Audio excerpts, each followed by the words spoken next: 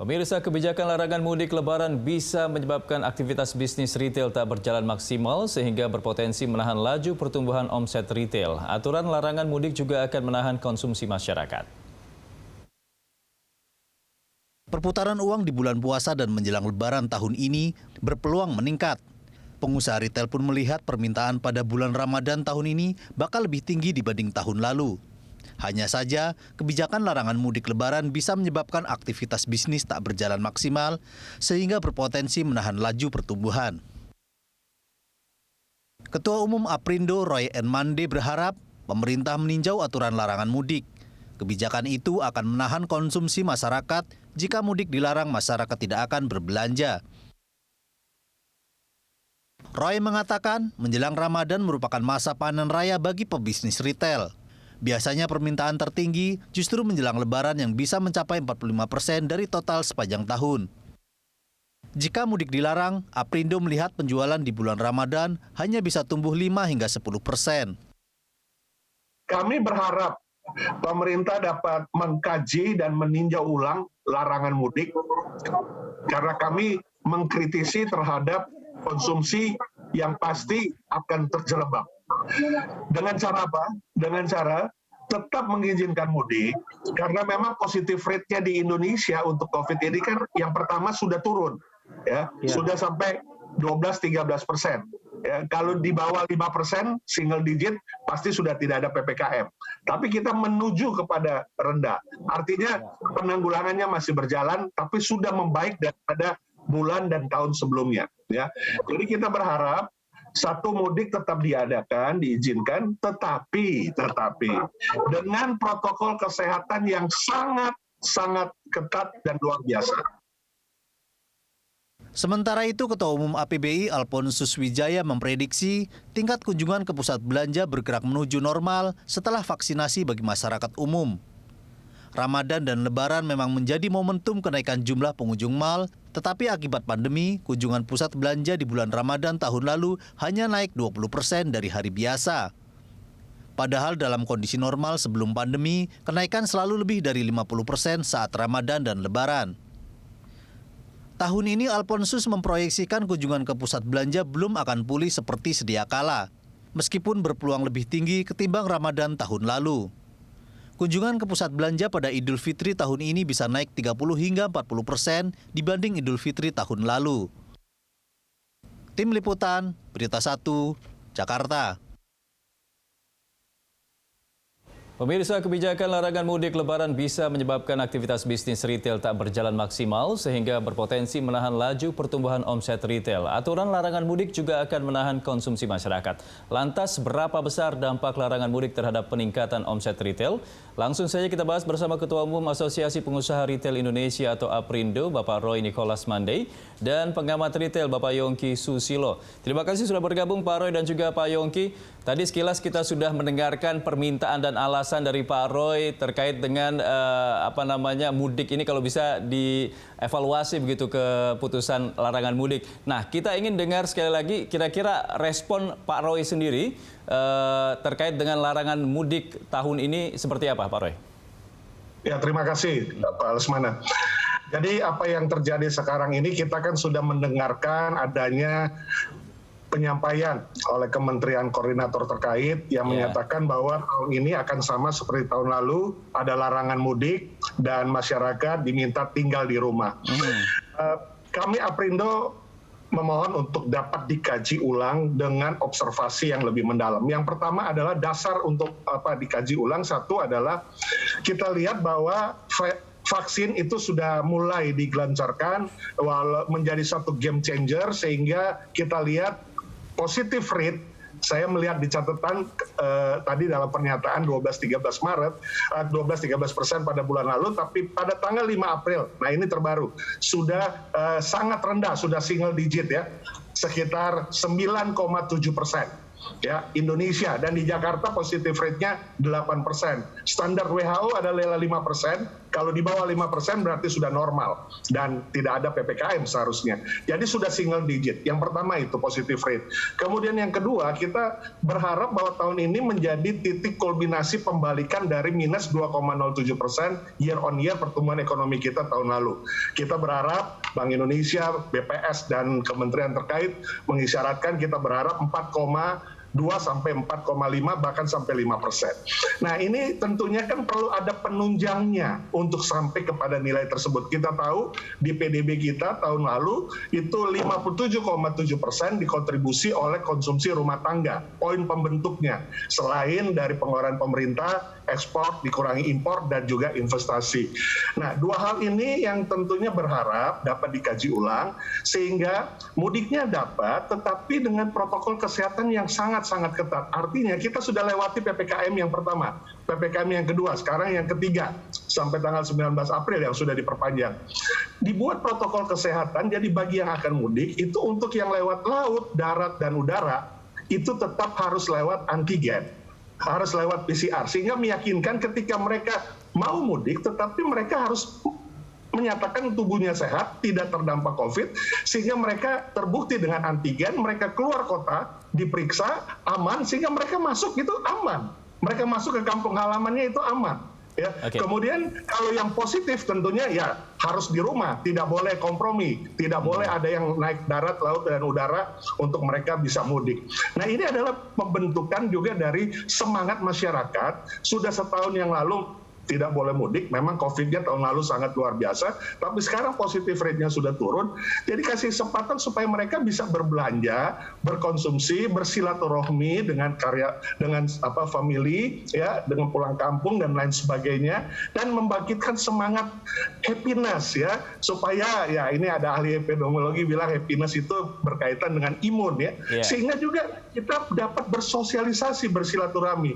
Nah, ini yang kita harapkan. Jadi mudiknya dapat ditolerir, diberi kesempatan, tapi dengan protokol kesehatan yang sangat ketat ketika melewati darat, laut, dan udara. Kalau sekarang yang lewat udara saja yang harus antigen, tapi kalau lewat darat, kereta api lewat Genos misalnya. Tapi kalau lewat darat, ya sekarang sudah sempat dibuka di mana-mana. Tapi ya kalau nanti mau mudik, silakan dibuat lagi aturannya.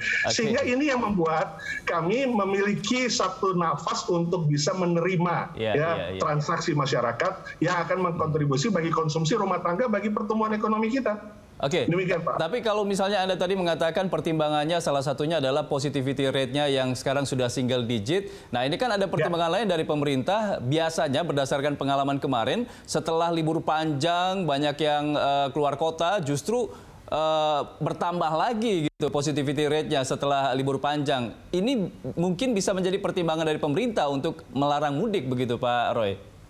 Ya, tentunya apapun yang dilihat oleh kacamata pemerintah dari heli view yang jauh lebih luas. Tapi kita melihat kembali lagi, tinggal bagaimana ketatnya juga selain prokes, tapi penanganannya. Artinya bagaimana supaya memang ada tentunya ada pihak berwenang yang bertugas, ada juga satpol yang bertugas di wilayah dan lain sebagainya. Karena memang kan semangatnya untuk tetap mengutamakan kesehatan di wilayah atau daerah tersebut. Jadi kembali lagi pejabat yang berwenang tentunya perlu juga untuk tetap menjaga keutuhan ini. Kalau longgar, nah itu yang kita tidak inginkan, karena kalau longgar tentunya ini akan menimbulkan adanya orang yang COVID pun akan keluar kota. Tapi kalau ketat, mestinya dengan bukti antigen dan PCR ini sudah cukup aman mestinya untuk mereka dapat mudik, dan yang penting mereka konsumsi.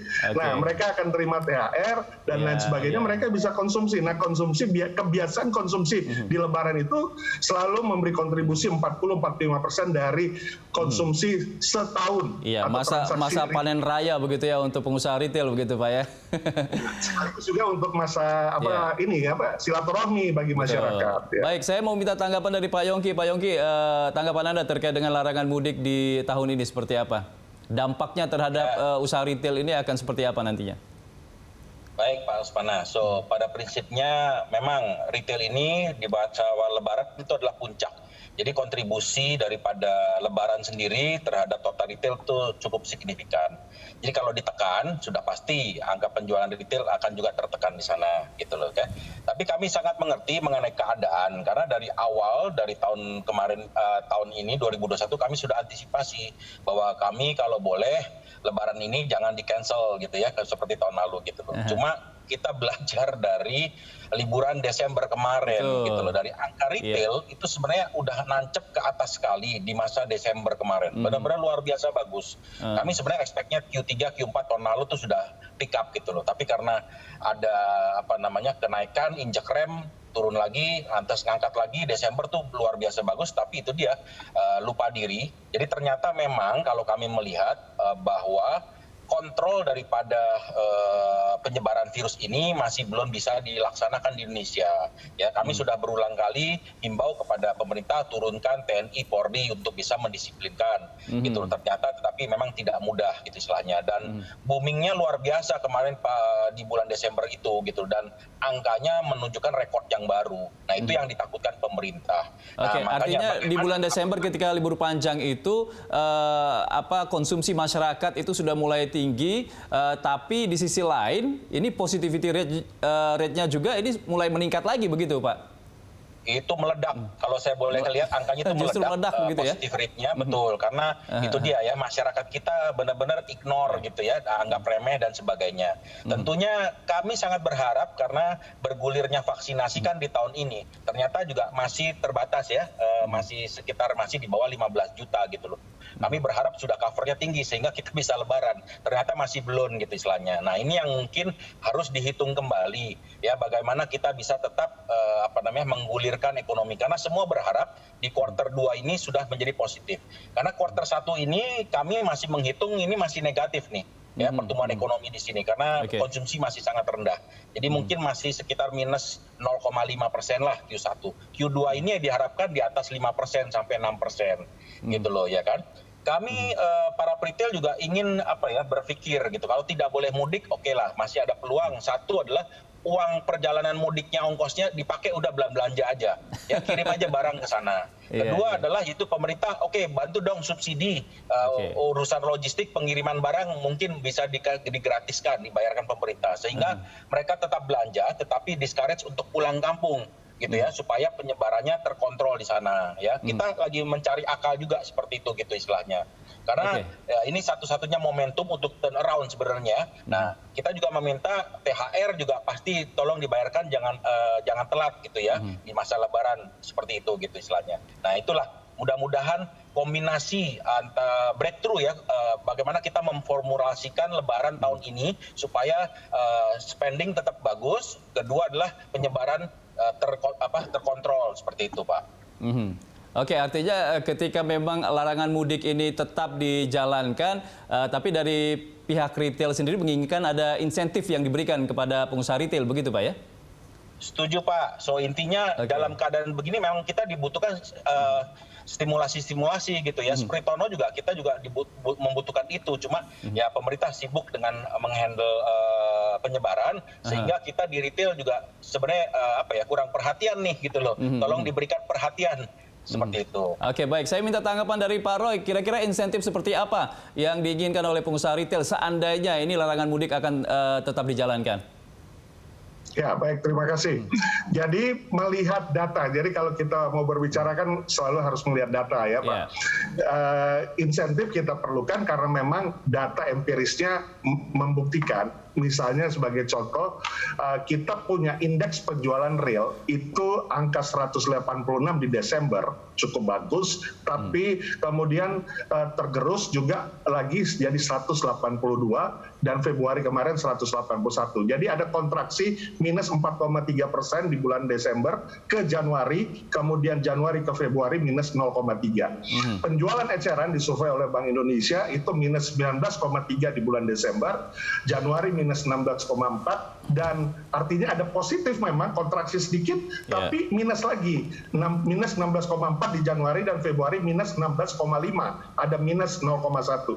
Nah artinya underperform untuk situasi retail saat ini. Under productivity di saat kita harus buka, harus tetap melayani masyarakat sebagai Permen 9 1 April 2020 dari 11 sektor kedua setelah rumah sakit adalah retail yang harus tetap buka melayani kebutuhan pokok dan sehari-hari.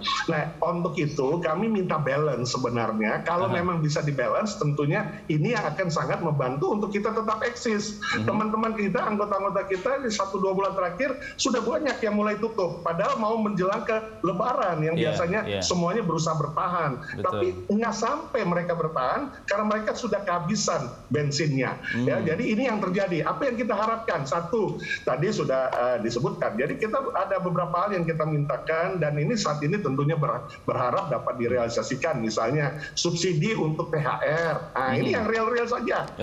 Karena memang ini THR ini kan selalu menjadi harapan dari setiap pekerja. Dapat subsidi saja maka kita dapat membantu untuk kita kaitkan, arahkan dana kita yang untuk membayar THR kita alihkan untuk ke operasional. Kemudian kedua, subsidi untuk dalam kaitan operasional listrik kita. Ini saat ini kita belum ada subsidi listrik, masih komersial B3 tarifnya.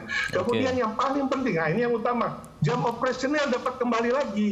Karena memang sampai hari ini dan sepanjang tahun lalu, retail itu bukan pandemi cluster. Artinya kita berharap dari jam 10 pagi, 10 malam, kita akan tetap dapat setelah tanggal 19 diizinkan untuk membuka jam normal. Sehingga masyarakat dapat mengatur jam belanjanya, tidak ada kerepotan, tidak ada kesulitan. Kalau kita tutup jam 8, ada beberapa daerah bahkan yang masih sampai jam 7, jam 5 udah nggak ada yang masuk ke retail dan mall. Karena mereka justru keluar dari retail dan mall karena sudah mau tutup.